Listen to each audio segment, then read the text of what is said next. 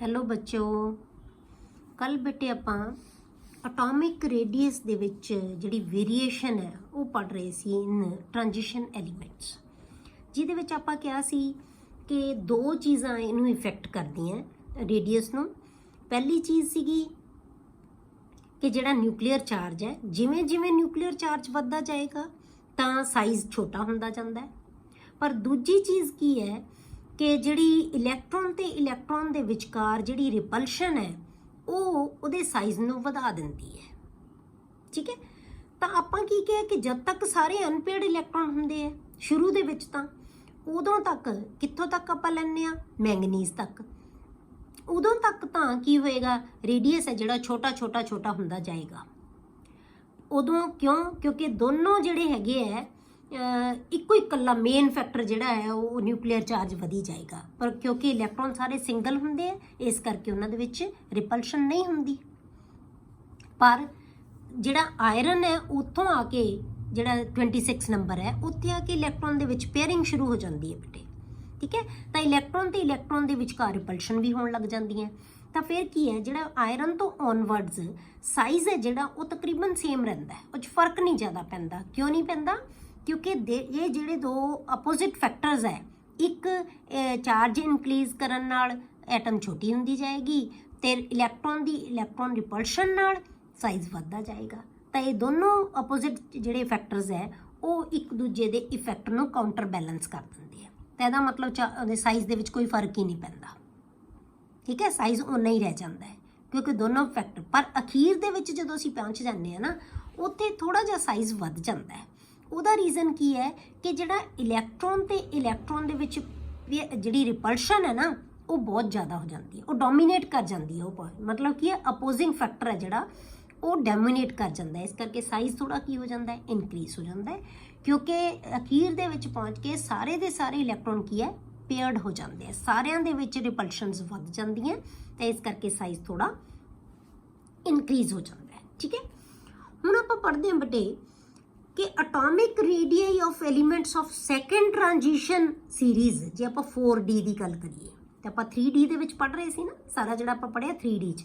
ਜਿੰਨੀਆਂ ਵੀ ਤੁਹਾਨੂੰ ਪ੍ਰੋਪਰਟੀਜ਼ ਸਾਰੀਆਂ 'ਚ ਆਉਣਗੀਆਂ ਤਾਂ ਤੁਹਾਡੇ 3D 'ਚ ਹੈ, ਕਿਉਂਕਿ ਬਾਕੀ ਬੁੱਕਸ ਦੇ 'ਚ ਫਿਰ ਵੀ ਦਿੱਤੀਆਂ ਹੋਈਆਂ, ਪਰ NCERT ਦੇ ਅਕੋਰਡਿੰਗ ਜਿਹੜੀਆਂ ਆਪਾਂ ਅੱਗੇ ਵੀ ਪ੍ਰੋਪਰਟੀਜ਼ ਕਰਨੀਆਂ ਨਾ ਸਿਰਫ 3D ਸੀਰੀਜ਼ ਦੇ ਵਿੱਚ ਕੀਤੀਆਂ ਹੋਈਆਂ। ਤਾਂ atomic radii of elements of second transition series 4D are more than those of first transition series.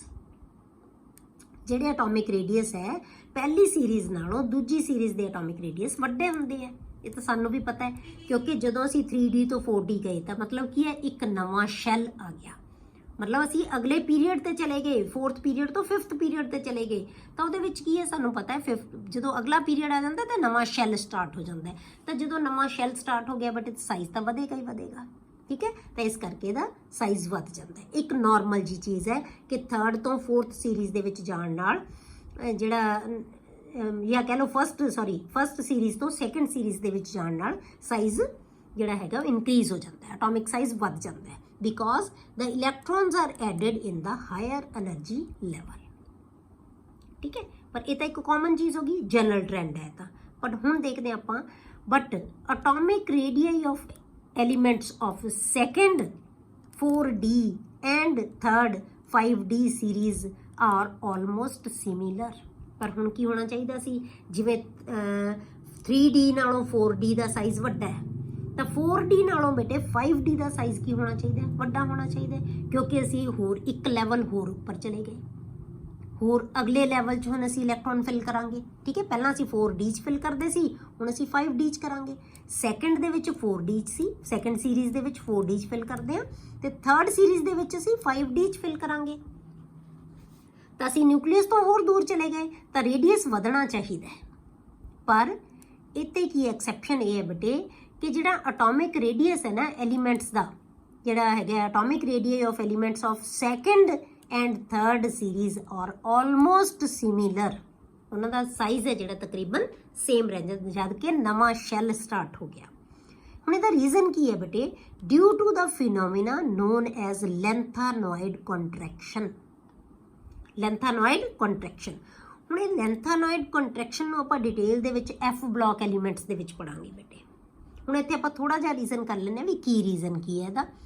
The filling of 4f orbitals before 5d, ਹੁਣ ਆਪਾਂ 5d 'ਚ ਭਰਨਾ ਨਾ ਇਲੈਕਟ੍ਰੋਨ ਤਾਂ, ਪਰ 5d ਨਾਲੋਂ ਕੀ ਹੋ ਜਾਏਗਾ 4f ਵੀ ਫਿਲ ਕਰਾਂਗੇ ਅਸੀਂ। 4f ਕੀ ਹੁੰਦਾ ਬੇਟੇ n-2 ਫਿਲ ਕਰਦੇ ਹਾਂ, ਕਿਉਂਕਿ 6s ਸ਼ੁਰੂ ਹੋ ਜਾਏਗਾ 5d ਹੋ ਜਾਏਗਾ। ਤਾਂ 6s 5d ਇਹਦੇ ਨਾਲੋਂ ਪਹਿਲਾਂ 5d ਨਾਲੋਂ ਪਹਿਲਾਂ ਅਸੀਂ 6s ਤੋਂ ਬਾਅਦ ਕੀ ਕਰਾਂਗੇ 4f। The filling of 4f orbitals before 5d orbitals results in regular decrease in atomic radii, ਜਿਹਦੇ ਕਰਕੇ ਜਿਹੜਾ ਰੇਡੀਅਸ ਹੈ ਉਹ ਲਗਾਤਾਰ ਛੋਟਾ ਹੁੰਦਾ ਜਾਂਦਾ ਹੈ due to very poor shielding effect of 4f। 4f ਦਾ ਜਿਹੜਾ shielding effect ਹੈ ਨਾ ਜਾਂ f orbitals ਕੋਈ ਵੀ ਹੈ, ਉਹਨਾਂ ਦਾ shielding effect ਸਭ ਤੋਂ ਪੂਅਰ ਹੁੰਦਾ ਹੈ। s ਦਾ ਸਭ ਤੋਂ ਵੱਧ, p ਦਾ ਉਸ ਤੋਂ ਘੱਟ, d ਦਾ ਉਸ ਤੋਂ ਘੱਟ, f ਦਾ ਸਭ ਤੋਂ ਘੱਟ, ਵੈਰੀ ਪੂਅਰ ਹੁੰਦਾ ਹੈ। ਮਤਲਬ ਇਹ ਸਮਝੋ ਕਿ ਇਹਦਾ ਸ਼ੀਲਡਿੰਗ ਇਫੈਕਟ ਹੁੰਦਾ ਹੀ ਨਹੀਂ, ਸ਼ੀਲਡ ਹੀ ਨਹੀਂ ਕਰ ਪਾਉਂਦੇ ਇਹ। ਤਾਂ ਜੇ ਸ਼ੀਲਡ ਨਹੀਂ ਕਰ ਪਾਉਣਗੇ ਬੇਟੇ ਤਾਂ ਫਿਰ ਜਿਹੜਾ ਨਿਊਕਲੀਅਰ ਚਾਰਜ ਹੈ ਉਹ ਤਾਂ ਬਹੁਤ ਵਧੇਗਾ ਨਾ, ਠੀਕ ਹੈ, ਉਹ ਤਾਂ ਵਧ ਹੀ ਰਿਹਾ। ਇਹ ਸ਼ੀਲਡ ਨਹੀਂ ਕਰ ਪਾਉਂਦੇ ਤਾਂ ਉਹ ਸਾਰੇ ਦਾ ਸਾਰਾ ਚਾਰਜ ਕੀ ਬਣ ਜਾਏਗਾ ਇਫੈਕਟਿਵ ਨਿਊਕਲੀਅਰ ਚਾਰਜ ਬਣ ਜਾਏਗਾ। ਤਾਂ ਉਹ ਇਲੈਕਟ੍ਰੋਨ ਨੂੰ ਬਹੁਤ ਪਾਵਰ ਨਾਲ ਆਪਣੇ ਵੱਲ ਖਿੱਚ ਲੇਗਾ, ਕਿਉਂਕਿ ਸਕਰੀਨ ਕਰਨ ਵਾਲਾ ਤਾਂ ਕੋਈ ਹੈ ਹੀ ਨਹੀਂ, ਇਹ ਤਾਂ ਬਹੁਤ ਪੂਅਰ ਹੈ ਇਹਦਾ ਇਫੈਕਟ। ਤਾਂ ਉਹ ਇਲੈਕਟ੍ਰੋਨ ਨੂੰ ਆਪਣੀ ਜ਼ਿਆਦਾ ਪਾਵਰ ਨਾਲ ਖਿੱਚ ਸਕਦਾ ਆਪਦੇ ਵੱਲ, ਤਾਂ ਸਾਈਜ਼ ਕੀ ਹੋ ਜਾਂਦਾ ਹੈ ਛੋਟਾ। ਭਾਵੇਂ ਅਸੀਂ ਨਵੇਂ ਸ਼ੈੱਲ 'ਚ ਐਡ ਕਰਤੇ ਪਰ ਸਾਈਜ਼ ਕੀ ਹੋ ਜਾਏਗਾ ਛੋਟਾ। ਇਸ ਕਰਕੇ ਜਿਹੜੀ 4d ਸੀਰੀਜ਼ ਦੇ ਜਿੰਨਾ ਹੀ ਸਾਈਜ਼ 5d ਸੀਰੀਜ਼ ਦਾ ਵੀ ਰਹਿ ਜਾਂਦਾ ਹੈ।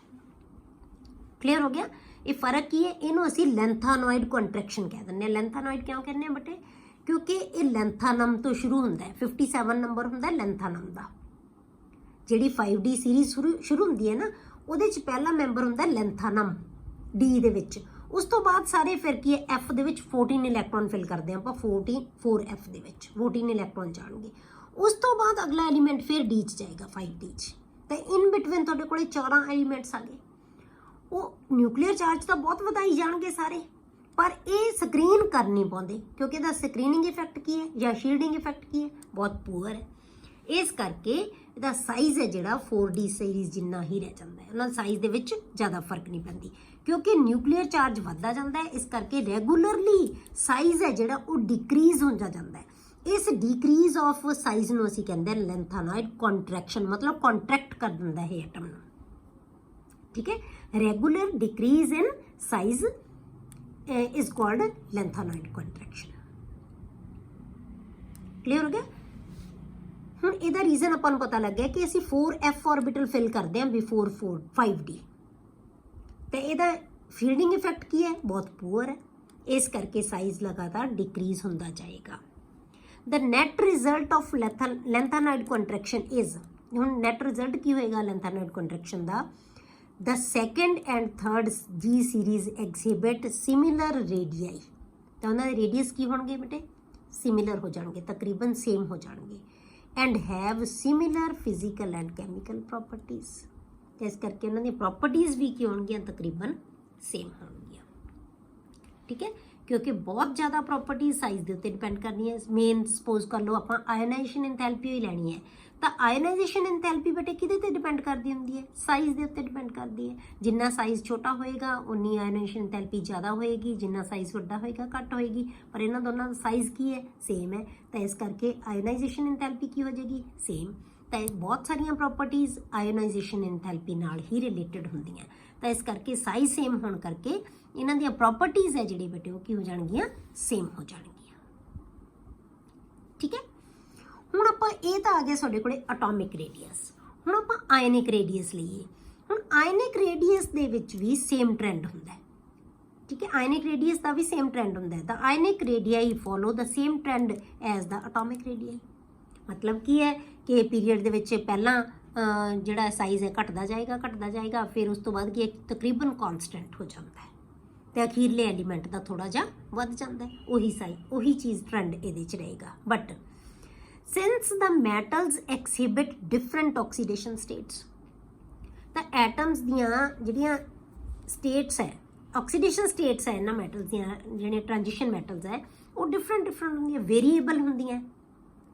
ਤਾਂ ਇਸ ਕਰਕੇ ਰੇਡੀਆਈ ਆਫ ਆਇਨਸ ਆਲਸੋ ਡਿਫਰ, क्योंकि डिपेंड करता है कोई स्पीशीज़ किन्ने इलैक्ट्रॉन छड्ड रही है, ठीक है। तो इस करके उन्हां दियां ਜਿਹੜੀਆਂ आयनिक रेडियस है वो भी की होएगा डिफरेंट। जिन्ने कोई स्पीशीज़ ज़्यादा इलैक्ट्रॉन छड्डेगी तो फिर वो की होएगा, उन्ने ਜਿਹੜੇ ਨਿਊਕਲੀਅਸ ਦੀ ਪਾਵਰ ਹੈ ਜਿਹੜੀ ਉਹ ਵੱਧ ਜਾਏਗੀ, ਕਿਉਂਕਿ ਪੋਜ਼ਿਟਿਵ ਚਾਰਜ ਤਾਂ ਵਧੇ ਜ਼ਿਆਦਾ ਹੀ ਹੋਏਗਾ ਨਾ, ਅੰਦਰ ਨੈਗੇਟਿਵ ਚਾਰਜ ਘਟ ਗਿਆ ਤਾਂ ਉਹਦਾ ਸਾਈਜ਼ ਛੋਟਾ ਹੁੰਦਾ ਜਾਏਗਾ। ਮਤਲਬ ਡਿਪੈਂਡ ਕਰੇਗਾ ਉਹਨਾਂ ਦੀ ਆਕਸੀਡੇਸ਼ਨ ਸਟੇਟ ਦੇ ਉੱਤੇ।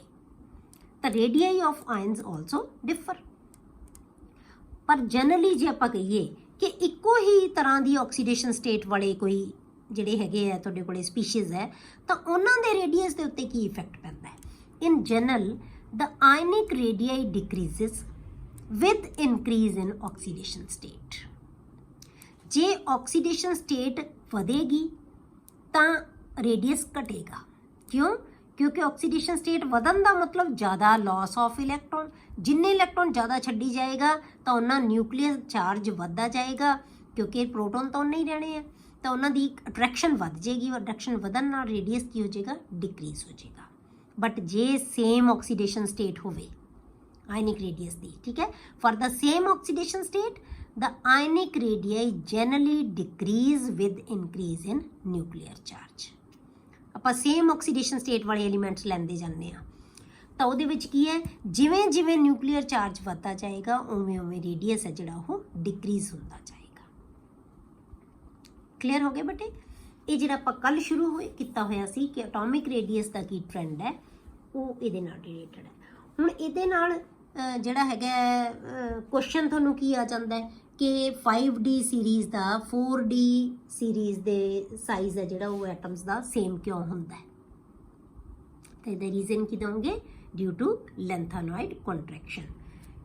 ਜਾਂ ਤੁਸੀਂ ਕਹਿ ਸਕਦੇ ਹੋ ਕਿ 5D ਦੇ ਨਾਲੋਂ ਅਸੀਂ ਪਹਿਲਾਂ 4F ਫਿਲ ਕਰਦੇ ਹਾਂ ਤੇ 4F ਦਾ ਜਿਹੜਾ ਸ਼ੀਲਡਿੰਗ ਇਫੈਕਟ ਆ ਉਹ ਬਹੁਤ ਪੂਅਰ ਹੁੰਦਾ ਹੈ।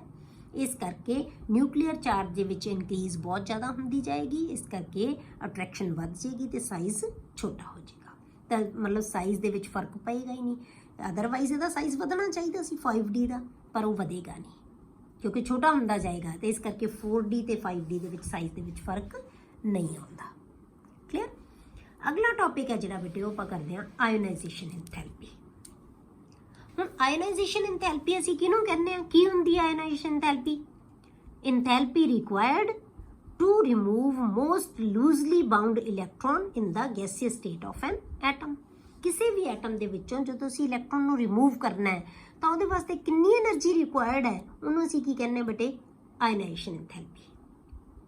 ਤਾਂ ਜੇ ਅਸੀਂ ਪਹਿਲਾ ਇਲੈਕਟ੍ਰੋਨ ਰਿਮੂਵ ਕਰਨਾ ਹੈ ਤਾਂ ਉਹਨੂੰ ਅਸੀਂ ਆਇਓਨਾਈਜੇਸ਼ਨ એનર્ਜੀ 1 ਕਹਿ ਦਿੰਦੇ ਹਾਂ, ਫਸਟ ਆਇਓਨਾਈਜੇਸ਼ਨ ਇੰਥੈਲਪੀ ਕਹਿ ਦਿੰਦੇ ਹਾਂ, ਡੈਲਟਾ H1 ਕਹਿ ਦਿੰਦੇ ਹਾਂ। ਜੇ ਅਸੀਂ ਦੂਸਰਾ ਇਲੈਕਟ੍ਰੋਨ ਰਿਮੂਵ ਕਰਨਾ ਹੈ ਤਾਂ ਡੈਲਟਾ H2 ਬਣ ਜਾਏਗਾ, ਠੀਕ ਹੈ, ਐਂਡ ਸੋ ਔਨ। ਤਾਂ ਇਹਨਾਂ ਨੂੰ ਅਸੀਂ ਸਕਸੈਸਿਵ ਆਇਓਨਾਈਜੇਸ਼ਨ ਇੰਥੈਲਪੀਜ਼ ਕਹਿੰਦੇ ਹਾਂ। ਇੱਥੇ ਆਪਾਂ ਸਕਸੈਸਿਵ ਆਇਓਨਾਈਜੇਸ਼ਨ ਇੰਥੈਲਪੀਜ਼ ਦੀ ਗੱਲ ਤਾਂ ਕਰ ਰਹੇ ਹਾਂ ਬੇਟੇ ਕਿਉਂਕਿ ਜਿਹੜੇ ਟ੍ਰਾਂਜੀਸ਼ਨ ਐਲੀਮੈਂਟਸ ਹੈ ਨਾ ਇਹਨਾਂ ਦੀ ਆਕਸੀਡੇਸ਼ਨ ਸਟੇਟ ਵੇਰੀਏਬਲ ਹੁੰਦੀ ਹੈ। ਇਹ ਇੱਕ ਤੋਂ ਜ਼ਿਆਦਾ ਇਲੈਕਟ੍ਰੋਨ ਹੈ ਜਿਹੜੇ ਉਹ ਲੂਜ਼ ਕਰ ਸਕਦੇ ਹੈ, ਠੀਕ ਹੈ। The ionization enthalpy increases along a given transition series। ਜੇ ਆਪਾਂ ਸੀਰੀਜ਼ ਦੇ ਵਿੱਚ ਜਾਂਦੇ ਹਾਂ ਫਰੋਮ ਲੈਫਟ ਟੂ ਰਾਈਟ ਤਾਂ ਆਇਓਨਾਈਜੇਸ਼ਨ ਇੰਥੈਲਪੀ ਦੀ ਵੈਲਿਊ ਹੈ ਬੇਟੇ ਉਹ ਵੱਧਦੀ ਜਾਂਦੀ ਹੈ। ਇਹ ਕਿਉਂ ਵੱਧਦੀ ਜਾਂਦੀ ਹੈ? ਕਿਉਂਕਿ ਆਪਾਂ ਕੀ ਕਿਹਾ ਸੀ ਕਿ ਸਾਈਜ਼ ਛੋਟਾ ਹੁੰਦਾ ਜਾਂਦਾ ਹੈ। ਛੋਟਾ ਹੁੰਦਾ ਜਾਂਦਾ ਹੈ ਤਾਂ ਇਹਦਾ ਮਤਲਬ ਕੀ ਹੈ? ਨਿਊਕਲੀਅਰ ਚਾਰਜ ਵੱਧਦਾ ਜਾਂਦਾ ਉਹਦੇ ਵਿੱਚ, ਠੀਕ ਹੈ, due to the effect of increasing nuclear charge. ਕਿਉਂਕਿ ਜਿੰਨਾ ਬੇਟੇ ਨਿਊਕਲੀਅਰ ਚਾਰਜ ਹੋਏਗਾ ਉਹਨਾਂ ਉਹ ਹੋਲਡ ਹੈ ਉਹਦਾ ਇਲੈਕਟ੍ਰੋਨ ਵੱਲ ਨੂੰ ਜ਼ਿਆਦਾ ਹੋਏਗਾ ਤਾਂ ਉਹਦਾ ਸਾਈਜ਼ ਛੋਟਾ ਹੋ ਜਾਏਗਾ। ਜੇ ਸਾਈਜ਼ ਛੋਟਾ ਹੋ ਜਾਏਗਾ ਤਾਂ ਉਹ 'ਚੋਂ ਇਲੈਕਟ੍ਰੋਨ ਨੂੰ ਰਿਮੂਵ ਕਰਨਾ ਔਖਾ ਹੋਏਗਾ। ਨਿਊਕਲੀਅਰ ਚਾਰਜ ਦੀ ਅਟਰੈਕਸ਼ਨ ਜਿੰਨੀ ਜ਼ਿਆਦਾ ਹੋਏਗੀ ਆਇਓਨਾਈਜੇਸ਼ਨ ਇੰਥੈਲਪੀ ਦੀ ਵੈਲਿਊ ਉਨੀ ਜ਼ਿਆਦਾ ਹੋਏਗੀ, ਠੀਕ ਹੈ, ਕਿਉਂਕਿ ਸਾਈਜ਼ ਛੋਟਾ ਹੁੰਦਾ ਜਾਂਦਾ ਹੈ ਜਾਂ ਕਹਿ ਲਓ ਨਿਊਕਲੀਅਰ ਚਾਰਜ ਵੱਧਦਾ ਜਾਂਦਾ ਹੈ। ਇਸ ਕਰਕੇ ਆਇਓਨਾਈਜੇਸ਼ਨ ਇੰਥੈਲਪੀ ਦੀ ਵੈਲਿਊ ਵੱਧਦੀ ਜਾਂਦੀ ਹੈ ਜਿਵੇਂ ਅਸੀਂ left to right in transition series ਜਾਂਦੇ ਹਾਂ, ਠੀਕ ਹੈ। ਪਰ ਇਹ ਜਿਹੜੀ ਰੈਗੂਲਰ ਹੈ ਜਿਹੜਾ ਇਹ ਟ੍ਰੈਂਡ ਨਹੀਂ ਰਹਿੰਦਾ। But this increase in ionization enthalpy is quite slow. ਪਰ ਇਹ ਸਲੋ ਹੁੰਦੀ ਹੈ because the effect of increasing nuclear charge is opposed by the addition screening effect।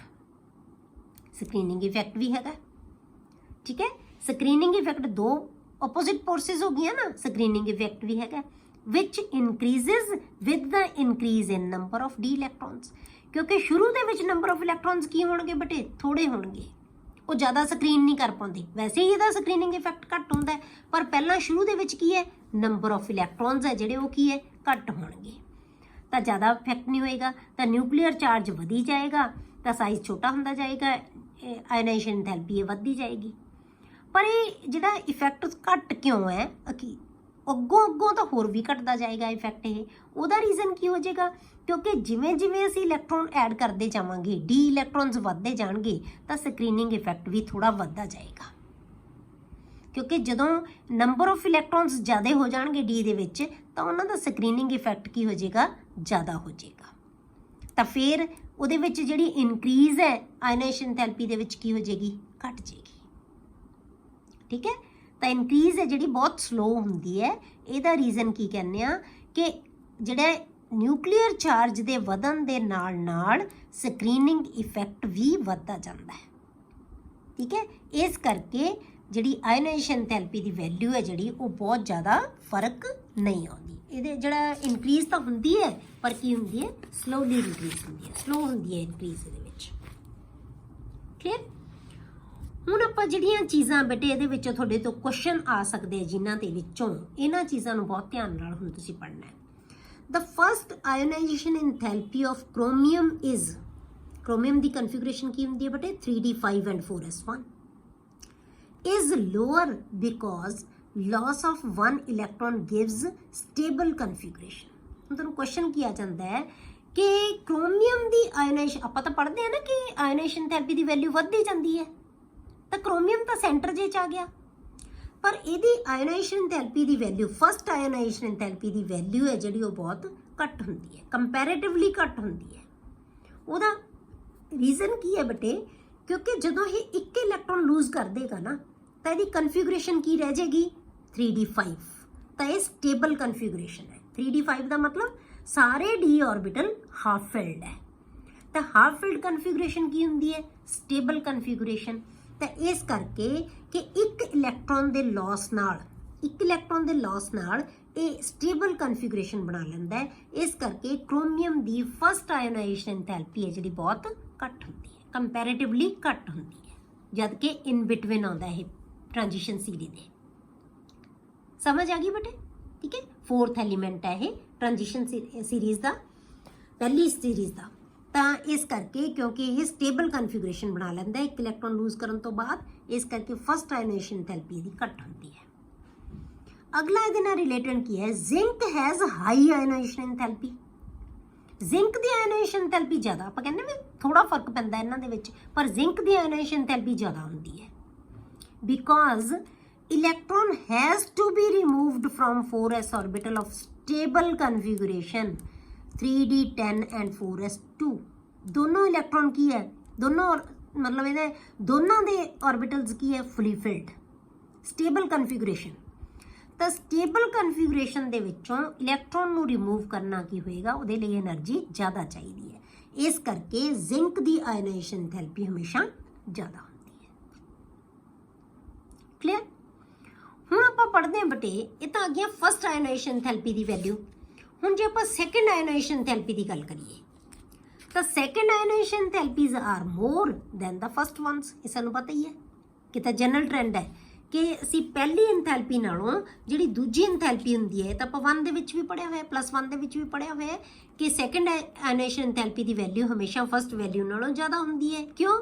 ਕਿਉਂਕਿ ਉਦੋਂ ਪ੍ਰੋਟੋਨਸ ਦਾ ਨੰਬਰ ਜ਼ਿਆਦਾ ਹੁੰਦਾ, ਇਲੈਕਟ੍ਰੋਨ ਦਾ ਨੰਬਰ ਘੱਟ ਜਾਂਦਾ। ਇਲੈਕਟ੍ਰੋਨ ਲੂਜ਼ ਕਰਨ ਨਾਲ ਤਾਂ ਫੋਰਸ ਆਫ ਅਟਰੈਕਸ਼ਨ ਨਿਊਕਲੀਅਸ ਦੀ ਤੇ ਇਲੈਕਟ੍ਰੋਨ ਦੀ ਵੱਧ ਜਾਂਦੀ ਹੈ, ਇਸ ਕਰਕੇ ਇਲੈਕਟ੍ਰੋਨ ਨੂੰ ਰਿਮੂਵ ਕਰਨਾ ਔਖਾ ਹੋ ਜਾਂਦਾ ਹੈ। ਠੀਕ ਹੈ, ਤਾਂ ਸੈਕੰਡ ਆਇਨਾਈਜ਼ੇਸ਼ਨ ਐਂਥੈਲਪੀ ਹਮੇਸ਼ਾ ਫਸਟ ਨਾਲੋਂ ਜ਼ਿਆਦਾ ਹੁੰਦੀ ਹੈ। ਠੀਕ ਹੈ, ਪਰ ਇਸ ਜਨਰਲ ਟ੍ਰੈਂਡ 'ਚੋਂ ਤਾਂ ਕਦੇ ਵੀ ਕੁਐਸਚਨ ਨਹੀਂ ਆਉਂਦਾ। ਕੁਐਸਚਨ ਹਮੇਸ਼ਾ ਕਿੱਥੋਂ ਆਉਂਦਾ ਹੈ, ਐਕਸੈਪਸ਼ਨਸ 'ਚੋਂ।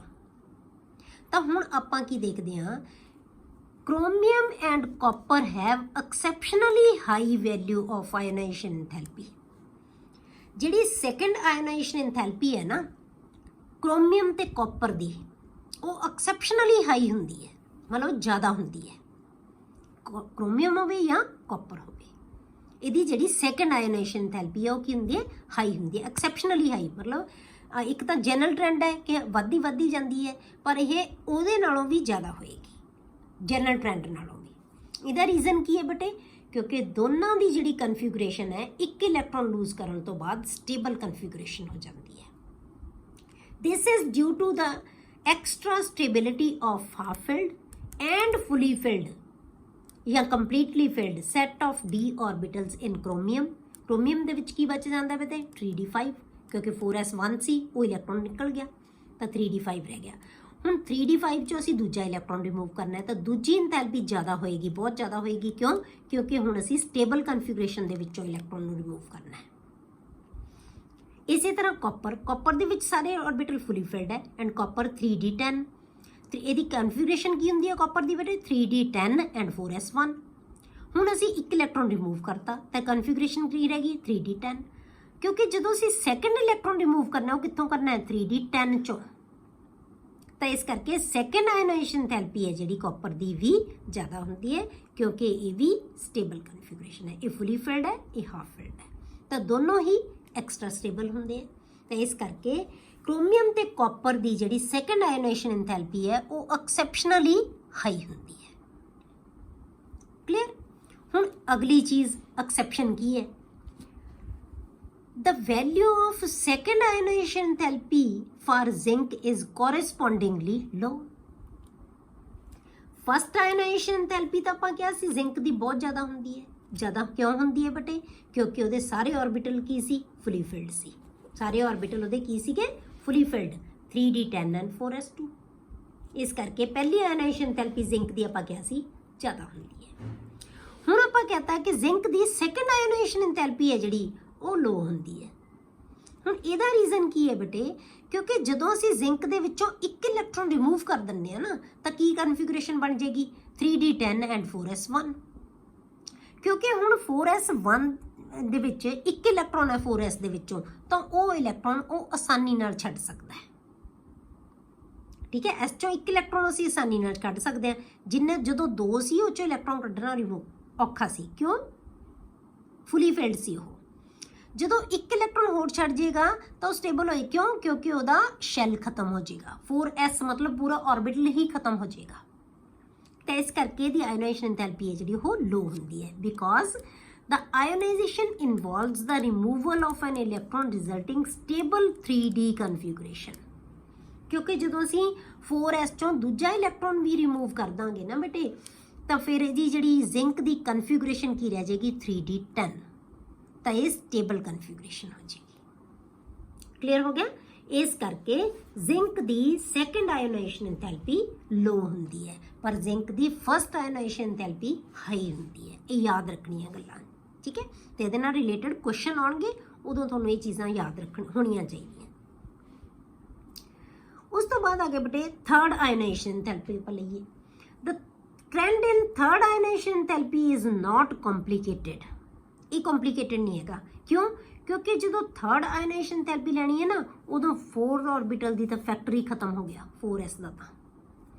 ਠੀਕ ਆ? Complicated by the is not complicated by the 4s orbital factor. ਮਤਲਬ 4 ਜਿਹੜਾ f ਆਰਬਿਟਲ ਦੇ ਨਾਲ ਤਾਂ ਹਿਸਾਬ ਤਾਂ ਵੀ ਖਤਮ ਹੋ ਗਿਆ। ਕਿਉਂ? ਕਿਉਂਕਿ ਆਰਬਿਟਲ ਹੀ ਖਤਮ ਹੋ ਗਿਆ, ਤਾਂ ਦੋਨੋਂ ਇਲੈਕਟ੍ਰੋਨ ਲੂਜ਼ ਕਰਤੇ ਅਸੀਂ 4f ਚੋਂ। ਤਾਂ 4s ਹੈ ਜਿਹੜਾ ਉਹ ਖਤਮ ਹੀ ਹੋ ਗਿਆ ਆਰਬਿਟਲ।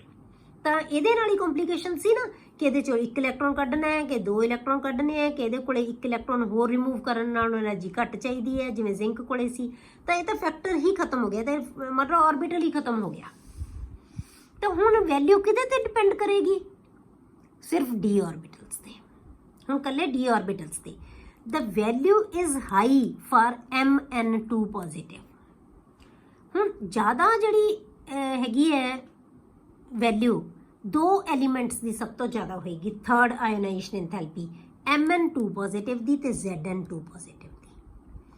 ਕਿਉਂਕਿ ਦੋਨਾਂ ਦੇ ਵਿੱਚ ਕੀ ਹੈ? ਸਟੇਬਲ ਕਨਫਿਗੂਰੇਸ਼ਨ ਹੈ। ਇੱਕ ਕੋਲ 3d5 ਹੈ ਤੇ ਇੱਕ ਕੋਲ 3d10 ਹੈ। ਕਲੀਅਰ ਹੋ ਗਿਆ? ਤਾਂ ਥਰਡ ਆਇਓਨਾਈਜੇਸ਼ਨ ਇੰਥੈਲਪੀ ਹੈ ਜਿਹੜੀ mn2 ਪੋਜ਼ਿਟਿਵ ਦੀ ਜ਼ਿਆਦਾ ਹੁੰਦੀ ਹੈ। ਕਿਉਂ? ਕਿਉਂਕਿ ਇਹ 4s2 ਦੇ ਵਿੱਚੋਂ ਦੋਨੋਂ ਇਲੈਕਟ੍ਰੋਨ ਤਾਂ ਰਿਮੂਵ ਹੋ ਚੁੱਕੇ। ਹੁਣ ਤੀਜਾ ਇਲੈਕਟ੍ਰੋਨ ਅਸੀਂ ਜੇ mn ਨੇ ਛੱਡਣਾ ਹੈ ਤਾਂ ਉਹ ਕਿੱਥੋਂ ਛੱਡੇਗਾ? 3d5 ਚੋਂ। ਤਾਂ 3d5 ਦੇ ਵਿੱਚੋਂ ਇਲੈਕਟ੍ਰੋਨ ਨੂੰ ਰਿਮੂਵ ਕਰਨਾ ਕੀ ਹੈ ਬੇਟੇ? ਮੁਸ਼ਕਿਲ ਹੋਏਗਾ। ਤਾਂ ਇਸ ਕਰਕੇ ਇਹਦੀ ਥਰਡ ਆਇਓਨਾਈਜੇਸ਼ਨ ਐਂਥੈਲਪੀ ਜ਼ਿਆਦਾ ਹੋਏਗੀ। ਇਸੇ ਤਰ੍ਹਾਂ Zn2 ਪੋਜ਼ਿਟਿਵ ਦੀ ਵੀ ਥਰਡ ਆਇਓਨਾਈਜੇਸ਼ਨ ਐਂਥੈਲਪੀ ਜ਼ਿਆਦਾ ਹੋਏਗੀ। ਕਿਉਂ? ਕਿਉਂਕਿ ਜਿਹੜਾ ਥਰਡ ਆਰਬਿਟਲ ਛੱਡਣਾ ਹੈ ਤਾਂ ਉਹ ਕਿੱਥੋਂ ਅਸੀਂ ਸਟੇਬਲ ਕਨਫੀਗਰੇਸ਼ਨ ਦੇ ਵਿੱਚੋਂ ਕੱਢਾਂਗੇ 3d10 ਚੋਂ। ਇਸ ਕਰਕੇ ਜ਼ਿੰਕ ਕਦੇ ਵੀ ਤੀਸਰਾ ਇਲੈਕਟ੍ਰੋਨ ਲੂਜ਼ ਨਹੀਂ ਕਰਦਾ। ਜ਼ਿੰਕ ਦੀ ਇੱਕ ਹੀ ਆਕਸੀਡੇਸ਼ਨ ਸਟੇਟ ਹੁੰਦੀ ਹੈ, ਉਹ ਹੁੰਦੀ ਹੈ 2 positive, because of stable electronic configuration. Clear? ਇਹ ਆਪਾਂ ਥਰਡ ਆਇਓਨਾਈਜੇਸ਼ਨ ਐਂਥੈਲਪੀ ਦੀ ਗੱਲ ਕਰ ਰਹੇ ਹਾਂ। ਹੁਣ ਥਰਡ ਆਇਓਨਾਈਜੇਸ਼ਨ ਐਂਥੈਲਪੀ ਦੇ ਵਿੱਚ ਹੋਰ ਐਕਸੈਪਸ਼ਨ ਆ ਗਈ ਤੁਹਾਡੇ ਕੋਲੇ। The third ionization enthalpy of iron is very small। ਹੁਣ ਆਇਓਨਾਈਜੇਸ਼ਨ ਥਰਡ ਹੈ ਜਿਹੜੀ ਮੈਂਗਨੀਜ਼ ਦੀ ਤੇ ਜ਼ਿੰਕ ਦੀ ਤਾਂ ਬਹੁਤ ਜ਼ਿਆਦਾ ਹੁੰਦੀ ਹੈ ਬਟੇ, ਪਰ ਆਇਰਨ ਦੀ ਬਹੁਤ ਥੋੜੀ ਹੁੰਦੀ ਹੈ ਕੰਪੈरेटिवली, ਵਿਚਕਾਰ ਹੈ ਇਹ। ਠੀਕ ਹੈ, ਆਇਰਨ ਦੀ ਬਹੁਤ ਥੋੜੀ ਹੁੰਦੀ ਹੈ because loss of third electron results in stable 3d5 configuration। ਕਿਉਂਕਿ ਆਇਰਨ ਦੀ ਕਨਫੀਗਰੇਸ਼ਨ ਕੀ ਹੁੰਦੀ ਹੈ ਬਟੇ 3d6 and 4s2। ਜਦੋਂ 2 ਇਲੈਕਟ੍ਰੋਨ ਲੂਜ਼ ਕਰਤੇ ਤਾਂ ਕੀ ਰਹਿ ਗਿਆ 3d6 ਕਨਫੀਗਰੇਸ਼ਨ ਰਹਿ ਗਈ ਉਹਦੀ 3d6। ਜੇ ਆਪਾਂ Fe2 ਪੋਜ਼ਿਟਿਵ ਬਣਾਈਏ ਤਾਂ ਕਨਫੀਗਰੇਸ਼ਨ ਕੀ ਹੋਏਗੀ 3d6। ਪਰ ਹੁਣ Fe2 ਪੋਜ਼ਿਟਿਵ ਹੈ ਜਿਹੜਾ ਬਹੁਤ ਆਸਾਨੀ ਨਾਲ Fe3 ਦੇ ਵਿੱਚ ਕਨਵਰਟ ਹੋ ਸਕਦਾ ਹੈ। ਉਹਨੂੰ ਥੋੜੀ એનર્ਜੀ ਦੇਣੀ ਪੈਂਦੀ ਹੈ ਕਿਉਂਕਿ 3d6 ਦੇ ਵਿੱਚੋਂ ਇੱਕ ਇਲੈਕਟ੍ਰੋਨ ਲੂਜ਼ ਕਰਨ ਨਾਲ ਉਹਦੀ 3d5 ਕਨਫੀਗਰੇਸ਼ਨ ਬਣ ਜਾਂਦੀ ਹੈ ਤੇ 3d5 ਕਨਫੀਗਰੇਸ਼ਨ ਕੀ ਹੁੰਦੀ ਹੈ ਬੇਟੇ ਸਟੇਬਲ ਕਨਫੀਗਰੇਸ਼ਨ ਹੁੰਦੀ ਹੈ। ਠੀਕ ਹੈ, ਤਾਂ ਇਸ ਕਰਕੇ ਆਇਰਨ ਦੀ ਥਰਡ ਆਇਓਨਾਈਜੇਸ਼ਨ ਐਂਥੈਲਪੀ ਲੋ ਹੁੰਦੀ ਹੈ। ਕਲੀਅਰ? ਆਪਾਂ IE3 for iron is less than IE3 for manganese. ਇਹਦੀ ਪਹਿਲਾਂ 3d5 ਕਨਫੀਗਰੇਸ਼ਨ ਹੈ, ਇਹਦੀ ਇਲੈਕਟ੍ਰੋਨ ਲੂਜ਼ ਕਰਨ ਤੋਂ ਬਾਅਦ ਕਨਫੀਗਰੇਸ਼ਨ 3d5 ਬਣੇਗੀ। ਮਤਲਬ ਜੇ ਤੀਜਾ ਇਲੈਕਟ੍ਰੋਨ ਛੱਡ ਦਿੰਦਾ ਤਾਂ ਸਟੇਬਲ ਬਣ ਜਾਂਦੀ ਹੈ, ਪਰ ਇਹ ਪਹਿਲਾਂ ਹੀ ਸਟੇਬਲ ਹੈ, ਇਸ ਕਰਕੇ ਤੀਸਰਾ ਇਲੈਕਟ੍ਰੋਨ ਇਹ ਨਹੀਂ ਛੱਡੇਗਾ। ਤਾਂ ਇਸ ਕਰਕੇ ਇਹਦੀ ਵੈਲਿਊ ਜ਼ਿਆਦਾ ਹੁੰਦੀ ਹੈ 3d, ਜਿਹੜੀ IE3 ਹੈ ਇਹਦੀ ਵੈਲਿਊ ਘੱਟ ਹੁੰਦੀ ਹੈ। ਇਹ ਇਲੈਕਟ੍ਰੋਨ ਛੱਡ ਸਕਦਾ ਹੈ ਸਟੇਬਲ ਕਨਫੀਗਰੇਸ਼ਨ ਬਣਾਉਣ ਵਾਸਤੇ, ਇਹ ਇਲੈਕਟ੍ਰੋਨ ਨਹੀਂ ਛੱਡੇਗਾ ਕਿਉਂਕਿ ਇਹਦੀ ਕਨਫੀਗਰੇਸ਼ਨ ਸਟੇਬਲ ਹੈ। Clear?